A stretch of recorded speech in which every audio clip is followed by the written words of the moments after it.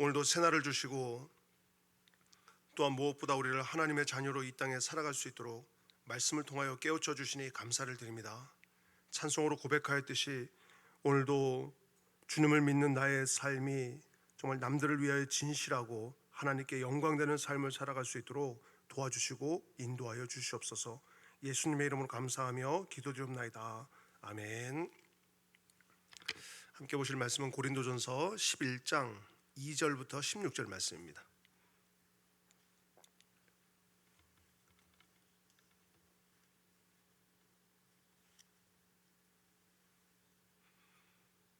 (11장) 2절부터 16절. 우리가 한번 함께 본문을 합독하시고 그 다음에 본문을 보도록 하겠습니다. 2절부터 우리 합독하겠습니다. 너희가 모든 일에 나를 기억하고 또 내가 너희에게 전하여 준 대로 그 전통을 너희가 지킴으로 너희를 칭찬하노라. 그러나 나는 너희가 알기를 원하노니 각 남자의 머리는 그리스도요 여자의 머리는 남자요 그리스도의 머리는 하나님이시라. 물은 남자로서 머리에 무엇을 쓰고 기도나 예언을 하는 자는 그 머리를 욕되게 하는 것이요 물은 여자로서 머리에 쓴 것을 벗고 기도나 예언을 하는 자는 그 머리를 욕되게 하는 것이니 이는 머리를 민 것과 다름이 없습니다. 만일 여자가 머리를 가리지 않거든 깎을 것이요 만일 깎거나 미는 것이 여자에게 부끄러움이 되거든 가릴지니라. 남자는 하나님의 형상과 영광이니 그 머리를 마땅히 가리지 않거니와 여자는 남자의 영광이니라. 남자가 여자에게서 난 것이 아니요 여자가 남자에게서 났으며 또 남자가 여자를 위하여 지음을 받지 아니하고 여자가 남자를 위하여 지음을 받은 것이니 그러므로 여자는 천사들로 말미암아 권세 아래 있는 표를 그 머리 위에 둘지니라. 그러나 주 안에는 남자 없이 여자만 있지 않고 여자 없이 남자만 있지 아니하니라. 이는 여자가 남자에게서 난 것 같이 남자도 여자로 말미암아 났음이라. 그리고 모든 것은 하나님에게서 났느니라. 너희는 스스로 판단하라. 여자가 머리를 가리지 않고 하나님께 기도하는 것이 마땅하냐. 만일 남자에게 긴 머리가 있으면 자기에게 부끄러움이 되는 것을 본성이 너희에게 가르치지 아니하느냐. 만일 여자가 긴 머리가 있으면 자기에게 영광이 되냐. 긴 머리는 가리는 것을 대신하여 주셨기 때문이니라. 논쟁하려는 생각을 가진 자가 있을지라도 우리에게나 하나님의 모든 교회에는 이런 관례가 없느니라. 아멘. 오늘 이 본문을 이해하기 위해서는 이 당시 고린도 지역의 사회적인 문화와 이 관념을 조금 이해하면 본문을 좀 쉽게 이렇게 이해할 수 있을 것 같습니다. 고린도 교인들이 이제 신앙생활하면서 좀 의문도 많았고 또 질문들이 많아서 아마 성경에는 정확히 기록되어 있지 않지만 그걸 사도 바울에게 보낸 것 같아요. 그리고 사도 바울이 그거에 대해서 이제 대답을 해주고 답변을 해주면서 잘못된 것들을 이렇게 지적해주고 또 책망하기도 하면서 이런 내용들이 이제 계속해서 이어지고 있는데, 특별히 이제 그 가운데 오늘 우리가 보게 되는 이 본문은 예배 안에 사회적인 기준과 그 사회적인 통념에서 봤을 때도 좀 이해하지 못하는 이런 모습들이 예배 안에 어떤 외적인 모습으로, 그러니까 복장적인 모습으로 이렇게 들어오게 되었다는 거죠. 그러다 보니까 이런 관점들이 그렇게 예배에 참여하는 사람들의 모습들이 다른 예배에 참여하는 사람들로 하여금 예배를 방해하게 되고 그 예배 안의 주인공이 하나님이 아닌 사람에게 자꾸 시선이 쏠리게 되는 이런 문제들이 생겼다는 거예요. 거기 대표적인 문제가 바로 여성들이 예배 때 머리에 이 너울, 수건과 같은 것을 쓰는 것. 지금 우리 시대 문화와는 다르죠. 그런데 이 당시 문화의 관점으로 이제 이거를 벗고 예배에 참여하는 그런 여자들이 우리는 주님 안에서 동등한 존재가 아니냐 이렇게 하면서 그렇게 예배에 참여하는 자들이 있었다는 거죠. 그래서 이 시대의 이 배경을 보게 되면 우리가 매일 성경 해설에도 나오지만 이제 이 당시에 이방인 제사에 참여할 때 고린도 같은 경우는 그 제사 문화가 워낙 그 발달되어 있는 도시니까 이런 이방 문화에 이제 참여할 때 로마의 상류층 남자들은 이 자기의 머리를 옷자락이나 어떤 너울과 같은 것들로 뒤집어 쓰고 참여했다는 거예요. 그리고 그 신전 안에 있는 여자 사제들은 자기들이 거기서 예언을 할 때 머리를 풀어헤치고 그 접신을 한 상태에서 풀어헤치고 이렇게 예언을 했다는 겁니다. 그런데 그 모습들이 고린도 교회 안에 그대로 들어온 거예요. 어떤 남자들이 예배에 들어왔을 때 이 너울을 쓰거나 또는 여자들은 너울을 쓰고 예배를 드려야 되는데 마치 그 신전에서 봤던 여자 이 사제처럼 머리를 풀어헤치고 예배에 앉아서 우리가 다 자유롭고 동등하니까 이렇게 예배 드려도 되는 거다라고 하는 이런 생각을 가지고 예배에 참여하는 이런 사람들이 생겨나게 되었다는 거죠. 이렇게 하다 보니까 결국은 교회 안에서 하나님의 예배를 드릴 때 세워져야 되는 이 질서들이 흐트러지게 되었고, 그럼 무엇보다 사도 바울이 이 문제에 그 염려를 하는 것은 예배의 온전한 대상은 여호와 하나님이 되어야 되는데 그런 어떤 이 외적인 모습이나 이런 것들로 예배의 모든 집중이나 관심을 하나님에게서 사람으로 흐트러져 버리는 이런 예배의 질서가 무너져 버리는 일이 고린도 교회 안에 벌어졌다는 거예요. 그래서 오늘 제목이 예배의 질서에 대한 문제인 거죠. 옳고 그르냐 또는 누가 더 남자가 더 위냐 여자가 더 위냐 이런 문제가 아니라 이 예배의 질서를 사도 바울이 이야기할 때 여기에는 하나님께서 우리를 만드신 창조의 질서가 있듯이 예배에 참여한 자들은 그 예배의 질서에 맞게 예배를 드리는 것이 정말 하나님께서 기뻐하시는 온전한 예배자의 모습이다. 이걸 오늘 본문을 통해서 우리에게 말씀해 주고 있습니다. 그래서 2절 말씀을 보시겠습니다. 너희가 모든 일에 나를 기억하고 또 내가 너희에게 전하여 준 그대로 그 전통을 너희가 지킴으로 너희를 칭찬하노라. 사도 바울이 이제 그들에게 복음을 전해주고 그리고 지금 고린도 교회를 떠나왔지만 그들에게 들려지는 소식을 볼 때 바울 사도를 기억해 주면서 어떤 교회 안에 문제가 생겼을 때 바울 사도에게 묻고 또 편지를 써주는 것도 고맙고, 또 한 가지는 복음과 신앙의 전통을 가르쳐 줬는데 그대로 그것을 잘 지키고 있는 모습을 사도 바울이 들으면서 내가 너희를 칭찬한다는 거예요. 그러니까 여러분 지금 바울 사도는 오늘 본문 전체의 내용을 볼 때는 사실 교회 안에 일어난 여러 문제들을 책망하기 위해서 이 글을 쓰거든요. 그런데 이 글을 쓸 때 그는 먼저 이 고린도 교인들을 칭찬하면서 그들에게 내가 너희들을 얼마큼 사랑하고 있는지 이 사랑의 마음을 칭찬을 먼저 통하여서 표현해 주고 있습니다. 잘하고 있는 것은 칭찬해 주고 또 잘못하는 것에 대해서는 책망하는 것, 이게 바울이 우리에게 보여준 지혜이죠. 가정에서도 마찬가지고 모든 상황에서도 마찬가지죠. 그리고 또 어른들이 자녀들이나 또 젊은이들을 볼 때 뭔가 말해주고 싶은 것이 있지만 그 잘못된 것만 책망하고 이건 그렇게 하면 안 되는 거잖아 책망하면 오히려 그 책망이 바른 책망이라 할지라도 듣는 자들의 마음이 다칠 수가 있고 오히려 그 책망이 그 사람에게 유효한 효과를 주지 못할 수가 있습니다. 근데 사도 바울은 먼저 칭찬을 하는 거죠. 칭찬하면서 그들의 잘한 부분은 정말 잘하였다고 칭찬해주고, 그리고 부족한 부분에 대해서는 이제 설명을 하려고 하는 이런 모습들.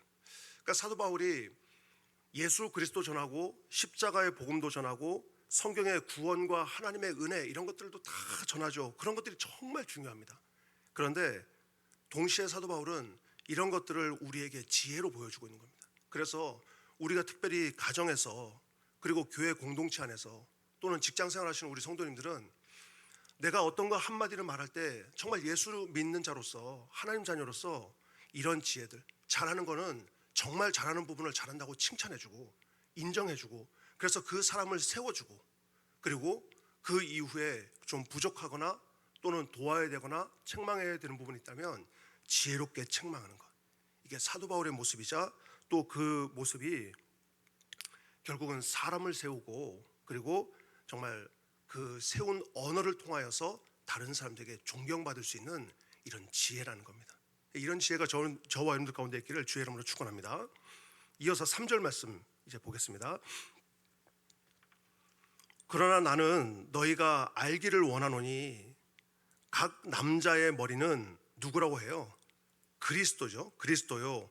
여자의 머리는 누구예요? 남자요. 그리고 그리스도의 머리는 하나님이시라.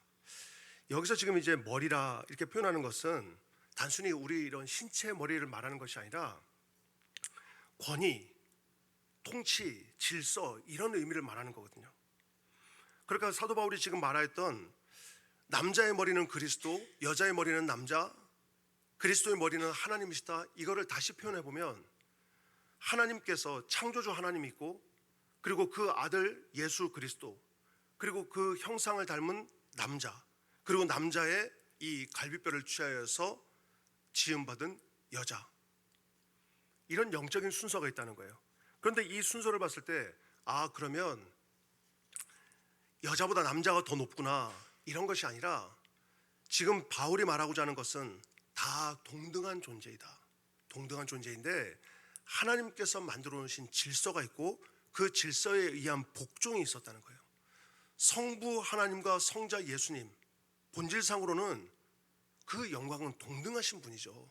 삼일체 되신 하나님은 누가 더 높으냐, 누가 더 낮으냐, 누구 역할이 더 귀하냐, 동등한 분이라는 거예요. 그런데 예수님은 구원 사역을 위해서 성부 하나님의 권위 아래에서 자발적으로 복종하였다는 거예요. 마찬가지로 남자와 여자, 남존여비, 또는 남자가 여자보다 우월하다, 이런 것들을 의미하려고 하는 것이 아니라 이 창조의 원리에서 볼 때 하나님의 질서와 하나님의 위계가 있다. 그리고 그 질서 안에서 예배로 가는 이 질서도 세워져야 되고 만들어져야 되는 거다. 이것을 지금 말하려고 이제 이 질서를 말하고 있습니다. 그러면서 4절 말씀 이어서 보시면 이제 본격적인 문제를 다루고 있죠. 무릇 남자로서 머리에 무엇을 쓰고 기도나 예언을 하는 자는, 지금 제가 서두에서도 말씀드렸듯이 그 당시에는 이방 제사에 참여하는 남자들이 일반 사회적인 통념과는 다르게 머리에 무언가를 쓰고 가서 이방 제사에 참여했다는 거예요.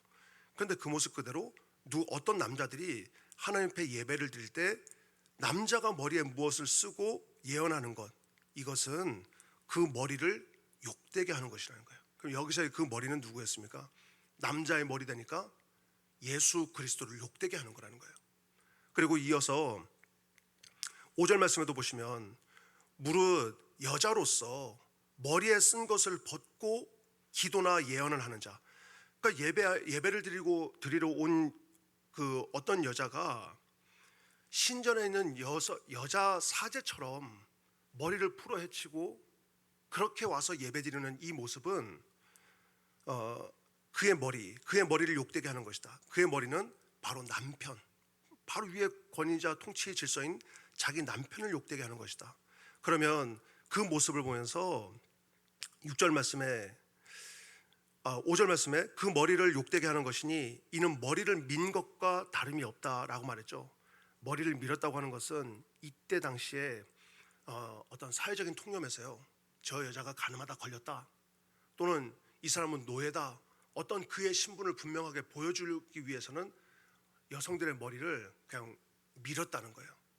그러면 결국은 머리를 풀어헤치고 예배에 나와서 내가 이제 자유롭게 예배드리는 사람이야 하고 예배에 앉아 있으면 다른 사람들이 볼 때는 저 여자가 하는 저 행동이 그의 남편을 욕되게 하고 또 스스로가 나는 가늠한 여자다, 나는 노예다, 이렇게 보는 것과 동일한 표현을 자기 스스로 하는 행위라는 거예요. 그러면서 6절 말씀을 볼까요?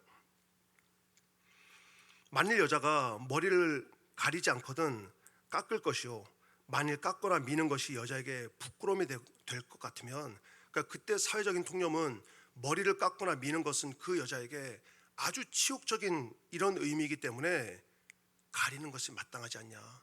그러니까 예배에 나와서 자기 어떤 자유로움 때문에 내가 머리를 풀어헤치고, 그러니까 이방의 문화, 이방 신전에 있는 그런 문화를 가지고 난 자유로우니까 나와서 이렇게 자유롭게 예배 드려야 돼, 이런 행위들은 결국 스스로를 치욕스러운 존재로 만드는 이런 사회적인 통념이다. 이걸 지금 말하고 있는 거죠. 그러면서 이어서 7절 말씀도 보겠습니다. 창조의 원리에 따라서 창조의 질서를 가지고 이제 말을 하고 있는데요. 남자는 하나님의 형상과 영광이니 그 머리를 마땅히 가리지 않거니와, 남자는 머리를 가리는 게 아니라는 거예요. 가리지 않거니와 여자는 남자의 영광이니라. 남자는 하나님의 이 형상과 하나님의 영광이라고 정의를 하기 때문에 남자는 하나님의 어떤 그 통치성을 드러내고 하나님의 존재를 드러내기 때문에 머리를 가리지 않으므로 오히려 하나님의 영광을 드러내야 된다는 거예요. 그런데 신전의 문화처럼 비슷하게 해서 와서 오히려 남자가 머리를 가렸고, 반대로 여자는 남자의 영광이다. 남자의 영광이라고 하는 것은 남자의 존재를 완성하기 위해서 돕는 배필로 하나님께서 만드셨다. 이 말은 그렇기 때문에 남자가 더 그 존재가 우월한 존재이다, 여자가 더 비천한 존재이다, 이것을 말하는 것이 아니라 하나님께서 만드신 창조의 분명한 순서와 목적과 질서가 있다는 거예요. 그 질서를 말하면서 8절 말씀, 남자가 여자에게서 난 것이 아니요 여자가 남자에게서 났으며. 그러니까 아담과 하와를 창조하실 때 먼저는 하나님께서 남자를 창조하시고 그 다음에 여자가 남자에게서 났고, 이 질서를 말하는 거죠. 그러면서 9절에 남자가 여자를 위하여 지음을 받지 아니하고 여자가 남자를 위하여 지음을 받은 것이니, 그러니까 돕는 배필로 하나님께서 태초에 그렇게 지으셨다. 그러면서 10절 말씀, 그러므로 여자는 천사들로 말미암아 권세 아래 있는 표를 그 머리 위에 둘지니라. 권세 아래 있는 표를 그 머리 위에 둬라. 결국 이 너울을 쓰는 문제, 그 문제를 말하고 그걸 말하는 건데요. 여자가 남편과 창조의 질서의 이 권위 아래 있음을 인정하는 것, 이걸 말합니다. 그래서 예배 때 너울을 쓰는 것, 또 공적인 장소에서 여자가 머리에 너울을 쓰는 것, 이것은 단순히 사회적인 통념을 넘어서서 창조의 질서, 하나님께서 만들어 오신 이 질서 앞에 순종한다고 하는 의미라는 거예요. 그래서 그렇게 표현한 거죠. 천사들로 말미암아 권세 아래에 있는 표를 그 머리 위에 둘지니라. 이 너울을 쓰고 나는 어떤 자리에 있든지 이 여성으로서 나는 하나님의 창조 질서를 내 삶 속에서 고백하고, 또 하나님께서 지으신 창조 질서 가운데 나는 내 남편을 돕는 배필로 이렇게 세워주신 것을 나는 믿고 그 권위에 순종한다. 이런 의미로 너울을 쓰는 것이 사회적인 모든 통념과 또한 하나님께서 만드신 질서를 순종하는 것, 이거에 합당한 태도이다, 이걸 말하는 겁니다. 그런데 여기까지 말하면 그러면 남자가 더 우월하고 여자는 남자보다 더 못한 존재인 것 아닌가? 라고 하는 이런 의문을 들을 수 있으니까 11절 말씀에 그렇지 않다는 것을 말하려고 하는 거죠. 11절입니다. 그러나 주 안에는 남자 없이 여자만 있지 않고 여자 없이 남자만 있지 아니하니라. 그러니까 남자와 여자가 다 주님 안에서 다 동등한 존재들이다. 12절, 이는 여자가 남자에게서 난 것 같이, 여자가 남자에게서 나왔다는 것은 바로 아담과 하와의 이야기를 하는 거고요. 남자에게서 난 것 같이 남자도 여자로 말미암아 났음이라. 그러니까 그 이후에 이제 이 땅 위에 하나님께서 생명을 잉태하게 할 때는 여성을 통하여서 남자가 이제 이 땅에 태어나게 한다. 그러니까 어느 누가 더 우선되냐, 더 높고 낮음이냐, 이런 것들을 의미하려고 하는 것이 아니라 결국은 남자도 여자도, 지금 12절 말씀 제일 마지막에 보면 그리고 모든 것은 누구에게서 났어요? 하나님에게서 난 우리는 동등한 존재들이다. 창조의 질서에 근거해서 예배의 질서를 강조해요. 그러면서 동시에 정말 누군가가 오해하지 않도록 이 남녀의 구분이 없이 역할과 질서, 이런 것들로 우리는 서로 섬기도록, 그리고 우리가 서로 그렇게 하나님 앞에 예배드릴 수 있도록 우리는 부름받은 존재들이다. 사도 바울이 그걸 말합니다. 이 당시의 여성의 권위는 당연히 존중받지 못하고 인정되지 않는 그런 사회였어요. 그런데 바울은 분명하게 말하고 있는 겁니다. 하나님 앞에서 남자와 여자는 동등한 존재로 예배드린다. 남편도 아내도 하나님 앞에서는 다 동등한 존재들이다. 그리고 교회 안에서는 더 나아가서 누가 높고 누가 낮음이 있는 것이 아니라, 누가 더 중요하고 누가 덜 중요한 것이 아니라, 하나님 앞에서는 동등한 질서, 그리고 서로 존중되는 질서, 이 질서로 예배를 드리는 것, 이것만이 교회 안에 세워져야 되는 온전한 질서라고 하는 것을 말해주고 있는 겁니다. 교회 안에서의 질서는 여러분 이렇게 중요합니다.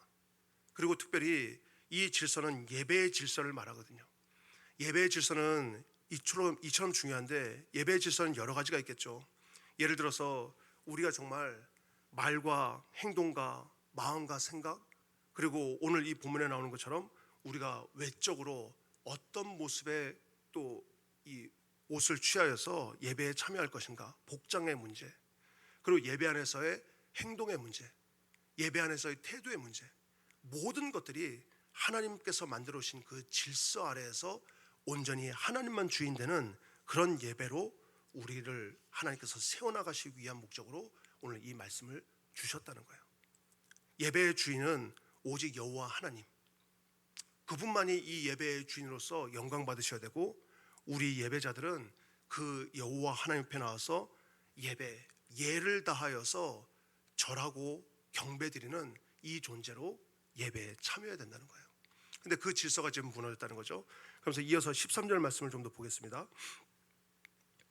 이제는 사도 바울이 창조의 질서에 의한 설명을 끝낸 이후에 이제 본성과 그 당시 관습적인 관점을 가지고 말을 하고 있어요. 13절 말씀해 보시면, 너희는 스스로 판단하라. 이제 한번 스스로 생각해봐라. 여자가 머리를 가리지 않고 하나님께 기도하는 것이 마땅하냐? 이때 당시에 문화적으로, 시대적으로, 모든 사회적인 여건에서는 여성이 이런 예를 갖추고 하나님 앞에 예배드리는 것, 사회적으로 통념적으로 이해하고 인정할 만한 그런 예를 갖추고 예배드리는 것, 너무나 이게 당연한 거였다. 그러면서 14절 말씀, 만일 남자에게 긴 머리가 있으면 자기에게 부끄러움이 되는 것을 본성이 너희에게 가르치지 아니하느냐. 지금 시대와는 좀 관점이 다르겠죠. 이때 당시에는 오히려 남자들은 긴 머리를 하고 있으면 그거는 본능적으로 이거는 부끄러운 일이다, 이런 그 문화가 있었고, 15절 말씀, 만일 여자가 긴 머리가 있으면 자기에게 영광이 되나니 긴 머리는 가리는 것을 대신하여 주셨기 때문이니라. 여기까지 말하면서 16절 말씀에 이제 마무리를 하죠. 논쟁하려는 생각을 가진 자가 있을지라도, 나는 바울 사도가 쓴 이 편지의 내용, 난 여기에 동의하지 못하겠다. 내가 하겠다는데 바울 사도가 왜 이래라 저래라 하냐? 나는 여기에 동의하지 못하겠다니, 이런 논쟁하려는 생각을 가진 자가 있을지라도 우리에게나 하나님의 모든 교회는 이런 관례가 지금까지 없었다는 거예요. 결국은 우리가 드리는 이 예배, 그리고 우리가 하나님 앞에 나와서 드리는 이 예배는 어떤 우리가 우리를 드러내는 예배가 아니라, 예배 가운데는 하나님이 드러나야 되고, 그리고 이 예배를 통하여서는 온전히 우리의 존재 또한 우리의 모습도 사회적인 통념에서 이해할 만한 모습을 가지고 나와서 예배 드릴 수 있어야 된다는 거예요. 그래서 복장도 단정하고 깨끗하게 입는 것, 그리고 또한 예배에 나와서 예배의 태도도 흐트러지지 않는 모습들, 그리고 예배 가운데 내가 가지고 있는 재능이나 또 나를 좀 과시하려고 하는 마음이 있을 수 있겠죠. 그런데 내가 드러나야 되는 곳이 예배가 아니기 때문에 예배 가운데서 나를 낮추고 나를 숨기고 오직 하나님만이 드러나려고 하는 예배, 그리고 그 존귀하신 하나님 앞에 나와서 드리는 예배이기 때문에 우리의 예배에 드리는 태도와 모습들, 우리가 어떤 태도와 어떤 모습을 가지고 예배를 드리냐에 따라서 우리의 예배의 모습을 보는 사람들이 또한 그 모습을 그대로 닮아가게 됩니다. 저희는 그 어른으로부터 자녀들까지 다 우리가 함께 예배를 드리다 보니까 저희 자녀들이 어른들이 예배 드리는 모습을, 그 모습 그대로를 집에 와서 흉내를 내요. 마찬가지입니다. 우리가 여기서 예배를 드릴 때, 우리가 VIP를 데리고 와서, 새신자를 데리고 와서 이 예배에 참여했을 때, 우리 먼저 예배 드리는 우리가 어떤 태도로 예배를 드리냐에 따라서 그 사람들은, VIP들은 와서 이 예배당에 와서 눈에 보이지 않는 하나님을 그들이 경배하기보다, 그보다 먼저 그들 눈에 들어오는 것은 그 하나님을 믿고 경배하는 예배자들이 먼저 눈에 들어오게 됩니다. 그러면 그런 사람들이 우리가 먼저 어떤 모습을 가지고 예배를 드리냐에 따라서 그들에게는 예배의 모습이 그대로 인식되고 각인돼 버리죠. 우리가 여러분 하나님 옆에 예배드리면서 우리 이 기독교 문화가 언젠가부터 한국 교회의 처음에는 마룻바닥 문화였죠. 마룻바닥에 방석을 깔고 예배드리면서 우리가 전능하신 하나님 옆에 무릎 꿇고 그분을 정말 경배하는 이런 예배를 드렸지만, 예배의 문화가 바뀌면서 이제는 의자, 그리고 의자에서도 더 편안한, 그리고 이제는 우리처럼 장의자도 아닌 개별적인 의자를 앉고 우리가 이제는 정말 편안하게 예배를 드리는, 그리고 좀 더 나아간 교회들은 그것보다도 더 자유롭게 예배드리는 교회들도 많이 있습니다. 무엇이 옳고 그르냐를 따지려고 하는 것이 아니라 정말 우리가 우리에게 편안한 어떤 이 시대적인 문화를 따라서 변화되었지만 그 안에 우리가 본질적으로 무너뜨리지 말아야 되는 이 예배의 대상이 누구냐, 그리고 그 예배를 통해서 누가 영광 받아야 되느냐, 이 질서는 어떤 것으로도 깨트릴 수 없다는 것을 말씀드리는 겁니다. 사도 바울은 복음이라고 하는 아주 정말 그 어떤 것도 바꿀 수 없는 가치 있는 이 복음을 고린도라고 하는 땅에다가 던져줬어요. 그러면 이 가치 있는 복음은 문화라고 하는 옷을 입고 전달되게 되었습니다. 그래서 그 문화라고 하는 옷은 오늘날까지도 계속해서 문화라고 하는 옷을 입혀서 복음이 전달됩니다. 정말 복음이 너무나 가치 있고 고귀한데 우리가 그 복음을 어떤 문화의 옷을 입히냐에 따라서 복음을 알지 못하는 사람들이 복음을 볼 때 복음의 가치는 높이 평가될 수도 있고, 복음의 가치는 마치 돼지에게 던져준 진주와 같이 평가될 수도 있습니다. 그렇다고 한다면 우리가 이거는 시대적인 문화이기 때문에 괜찮아, 요즘은 세상 사람들이 다 그렇게 하고 있어, 세상 사람들의 패션도, 세상 사람들의 음악 문화도, 세상 사람들의 모임도 다 그렇기 때문에 우리도 그렇게 예배해도 괜찮아, 정말 우리가 이런 시대적인 관점의 문화라고 하는 옷에 진주보다도 더 귀한 복음을 입힐 수 있을까? 고린도 교회가 지금 이 문제에서 갈등과 문제가 일어난 거죠. 세상의 신전 문화, 그리고 세상에 나가서 그들이 누리는 이 고린도 문화가, 그 문화를 그대로 가지고 들어와서 교회 안에서 이렇게 해도 우리는 괜찮다, 나는 자유롭다, 우리는 앞서가는 문화를 가지고 있다. 그런데 그것은 예배의 질서를 깨트려버리는 행위가 된다는 거예요. 우리가 여러분 오늘 본문을 통해서 이 부분을 함께 좀 깊이 생각하면 좋을 것 같습니다. 내가 정말 예배의 질서를 바르게 세우고 정말 예배다운 예배로 하나님 앞에 드리고, 또한 하나님께서 우리에게 주신 이 복음이라고 하는 진리를 드러내기 위해서 우리는 어떤 문화를 쫓아가고 어떤 질서를 우리는 세워야 될 것인가. 여기에 가장 중요한 것은 예배의 대상이 누구냐에 따라서, 이 예배의 주인이 누구냐에 따라서 이 인식과 관점은 완전히 달라지게 됩니다. 이 예배가 오직 하나님께만 경배하고 하나님께만 영광 돌리기 위한 예배라고 한다면 예배에 참여하는 사람들은 낮아져야 되고 그 사람들의 존재는 드러나면 안 됩니다. 오직 여호와 하나님께만 예배를 드려야 되니까. 그래서 우리는 여호와 하나님이 예배의 주인이 된다고 하면 우리의 찬양, 우리의 모든 태도, 우리의 고백, 우리의 간구, 모든 것들이 하나님을 높이고 하나님을 향해야 됩니다. 그런데 예배를 통해서 나는 위로받겠다, 예배를 통해서 내가 회복되어야 되겠다, 예배를 통해서 저 사람이 변화되어야 되겠다, 예배의 관점과 시선이 사람에게 향하여 있으면 그때 드려지는 찬양과 기도와 고백들도 완전히 달라지게 됩니다. 사도 바울이 오늘 이 본문을 통하여서 가장 강하게 강조하고자 하는 것은 예배의 질서를 세워야 되는 것. 그런데 이 예배의 질서를 세우기 위해서 분명한 기준과 근거는 남자의 머리는 그리스도이고 여자의 머리는 남자이고 그리스도의 머리는 하나님이시다. 분명한 질서가 있고 그 질서의 중심에는 여호와 하나님의 통치가 있다는 거예요.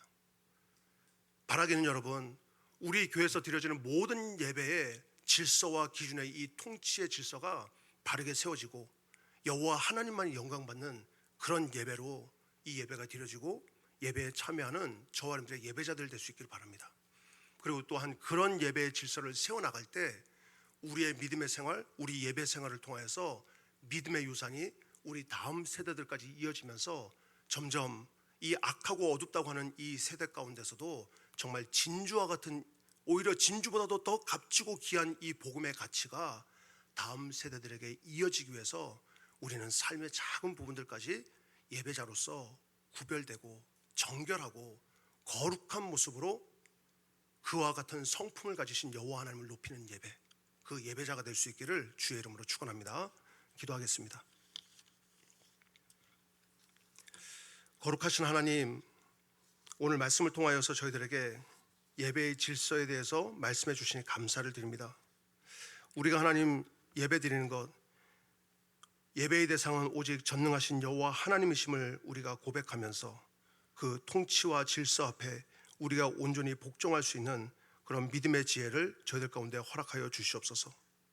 모든 것들이 자유롭다고 하지만 그 자유로움이 우리가 주님 앞에서 이러한 질서를 깨트리지 않도록 더욱더 우리가 우리 자신을 바라보고 점검하고 또한 말씀을 통하여서 우리를 쳐서 복종할 수 있는 그런 지혜를 허락하여 주시옵소서. 이 시간도 주님 앞에 예물을 드렸습니다. 예물 가운데 또한 기도의 제목도 담았습니다. 오늘 말씀의 고백을 담아서 온전히 드리는 이 고백이 삶 속에서 실천되며 또한 그 믿음의 고백이 하나님께 영광되는 이런 믿음의 삶이 될 수 있도록 주님께서 기억하여 주시고 은혜 허락하여 주시옵소서. 오늘도 저희들 기도하고 간구할 때 우리의 기도의 제목과 간구 가운데 하나님께서 또한 일하여 주시고 응답하여 주시고 그 기도의 간구를 통해서 저희들이 더욱더 영적으로 성숙해지는 시간 되기를 원하오며 우리를 구원하여 주신 예수 그리스도 이름으로 간절히 축복하며 기도드리옵나이다. 아멘.